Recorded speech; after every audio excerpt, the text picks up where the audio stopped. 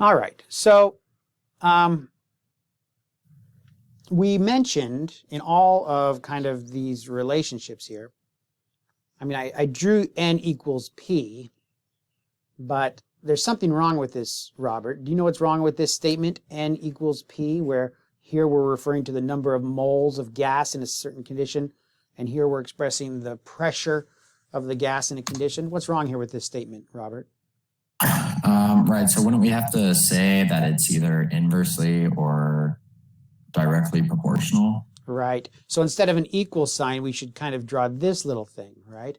Now, why is that? Yeah. What did I say last time? What's the problem with writing the equal sign? I mean, moles of one atom could be heavier or lighter than the moles of another atom. So I don't think there's really any units. Okay. Well, there's some truth in, so the part that you said that was exactly right on is that these are different units. They're different units, right? N is moles of gas, and pressure could be atmospheres or torr or something like that, but it's not the same unit, so you can't use the equal sign. Okay? And that's been the case in all of our kind of relationships. We can say something like PV11, PV22, right? And know that this is a true relationship, and we can use an equal sign to solve problems and such. But we can't, for example, take an equation and say PV equals temperature, or the number of moles of gas times the temperature equals pressure times the volume, because these just are not the correct units. However, there is this relationship. We know that there's this relationship.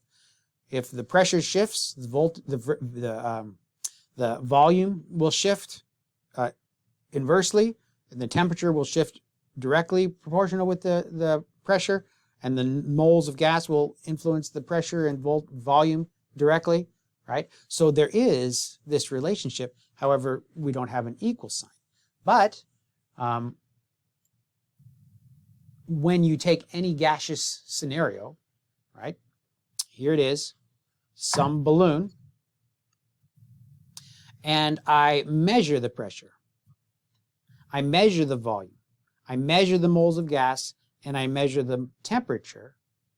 If I plug in all the information for any given condition of gas and put them in this relationship with an equal sign, then you get this relationship with, as long as there's an extra value, which we call a proportionality constant, because what it does is that constant is just some number, nothing magical, the Lord didn't choose the number or anything like that. It's just some number, but we give it units that will make this a true equal sign, and then it provides us with another tool, a tool where if I had a system and I knew the pressure, knew the volume, and knew the temperature, I could use that R and I could solve for the moles of gas. Okay? So this equation we call Perv-Nert, all right, or the ideal gas law, okay?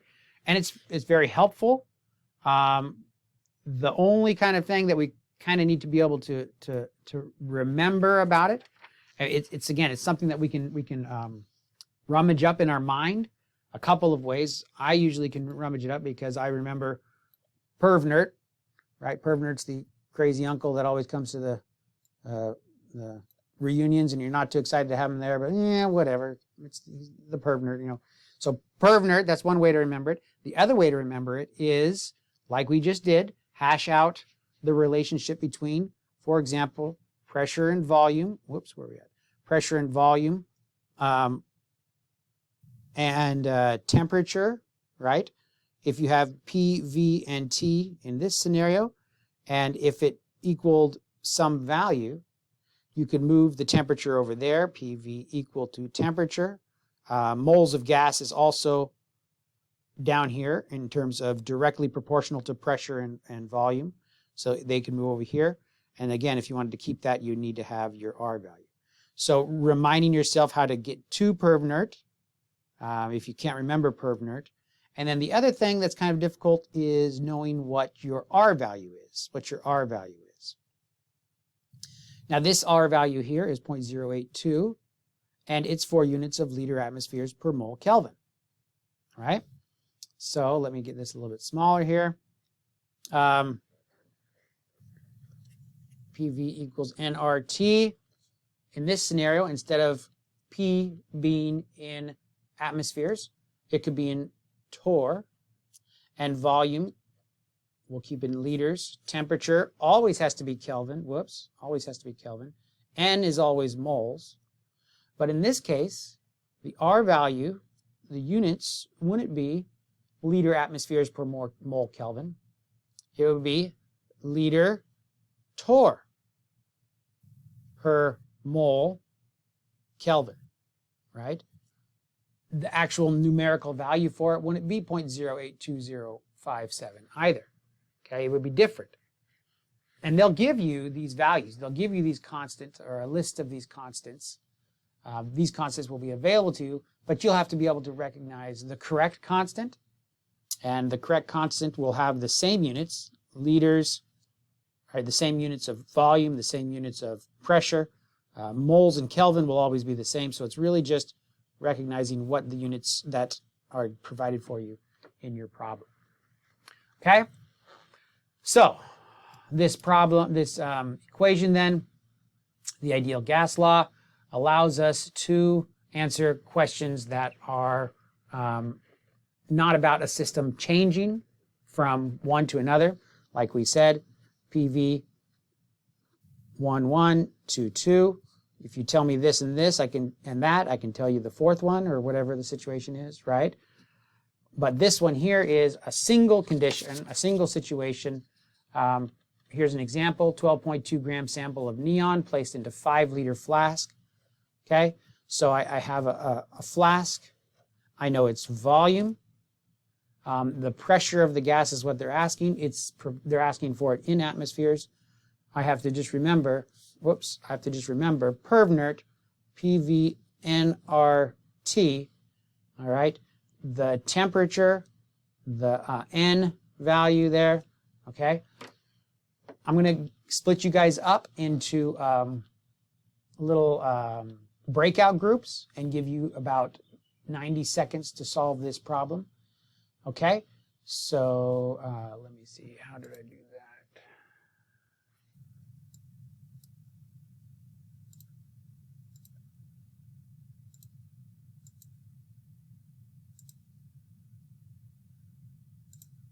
Okay, it's going to be groups of about 2 or 3. So please make sure you join your breakout group, and please, hopefully you can be talkative in there and use the whiteboard to solve this problem. Okay, hopefully this screen should still be available to you. You can go back and forth to make sure you see the question that's being asked. All right, go for it.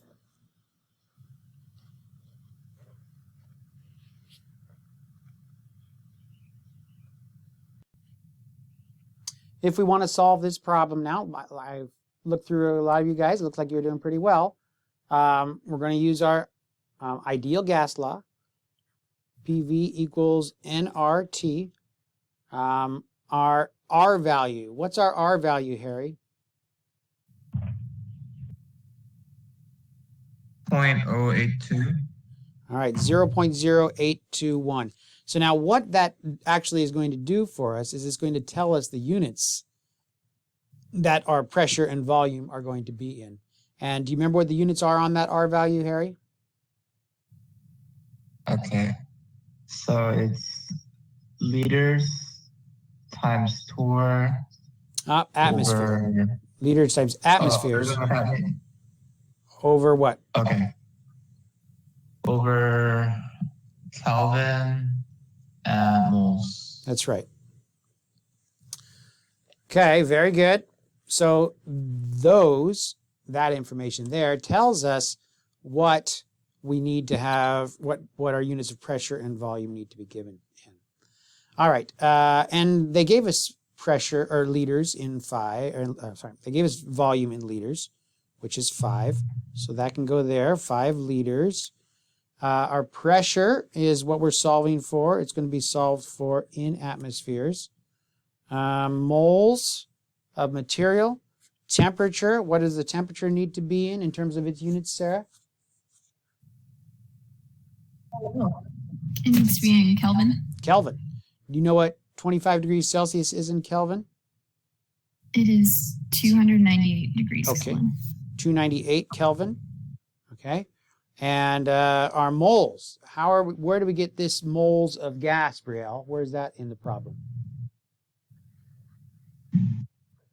You have to take the 12.2 grams of neon and divide it by the grams of neon, which is 20.2, and that'll give you the moles.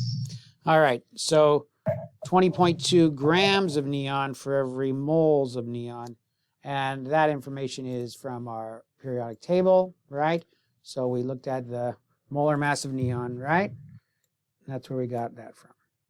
Okay? So we're just converting grams of neon to moles of neon. Do you remember what that is, Chad? How many moles of neon 12.2 grams is? It's 0.1, I believe. 0.1, is that what you said? Or, one second, let me do it real fast. I was doing it in my head. 0.61.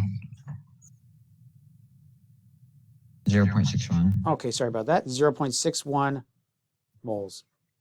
All right, so we're in liters. Moles are our R, and then temperature in Kelvin, right? So 0.0821 times 298 times 0.61 divided by 5. Is that pressure up there? Anybody know? Robert, did you see that one? What's that again?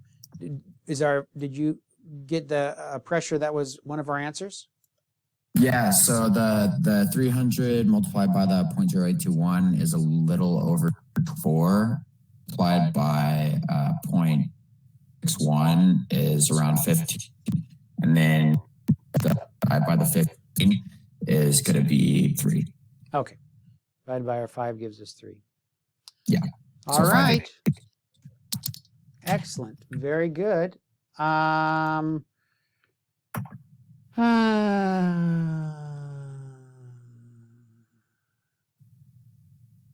Does anybody have any questions about that?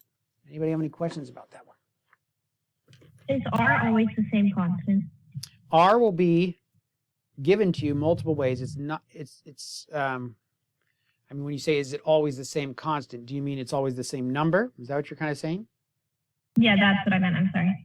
It will always be the same number if you have its units of liter, atmospheres, mole, Kelvin. Okay? If you don't have liter, atmospheres, mole, Kelvin, then it'll be a different value. And you can go on on Google and look up different gas constants. That's what these are called, ideal gas constants. And there will be a lot of them just depending on the different units. And usually those are the units that have to or can change, your volume and pressure units. Okay? And in an exam, they'll give you an R, but it's the units here that you have to pay attention to. They might give you 2 R's, and you have to choose the units based on how you're going to solve your problem. You have to choose the correct R. Okay? But yeah. Okay, very good. The ideal gas law. Now, there's some other things that we can do with this ideal gas law. We're not going to solve any of the problems, but you can see how here I have PV equals this business RT. So what did the G over the molar mass replace in my equation, Jace? What did I replace?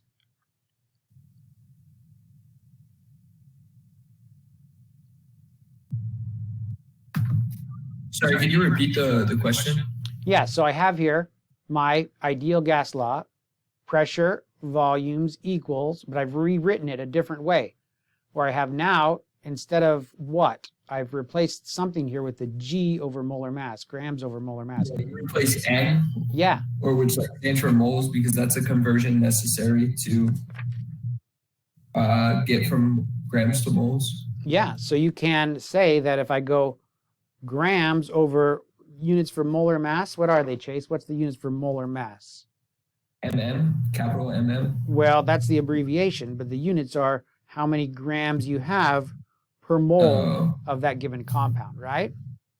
yeah. So this then, if I do the math, grams divided by grams per mole is the same as going grams times moles over grams, right? That's one way that I was Yeah. talking. And so it still equals moles of material. Now what this does is then if we have the information about a given container of gas, here it is, it's in a balloon. If I know the information about this gas, for example, if I know its pressure, if I know the volume, and if I know how many grams, the mass of this system, right? You have to subtract the mass of the balloon. But if I knew how many grams of gas here, and I know the temperature, which are all very easy things to identify, right? The volume of this balloon, you can just pretend it's a sphere and kind of roughly estimate its volume. The pressure of the balloon inside is going to be equal to the pressure on the outside, right? The temperature is going to be whatever the thermometer says in the room, right? And you can use a scale, weigh the mass of the balloon before it's popped and after it's popped, and find out how much material is inside, all right? And so you can find all of these things, put them into this equation, and it will tell you the molar mass or the grams per mole of the material that's inside, right? So there's a little bit of power there. You can identify the amount of material for every mole of that gas in there. You can also use this here where I've taken now grams and scooted the volume underneath it and moved the molar mass over here by the pressure, and grams per volume or mass per volume of a given material. Anybody know what that's called? Camille, do you know what what we call the mass over a given volume of the material? The density. The density, that's right. So I can solve for the density of a given gas if I know these other values. All right, so a couple other ways that your ideal gas law can be written. Now, we're not going to solve any like this, but those are things to recognize.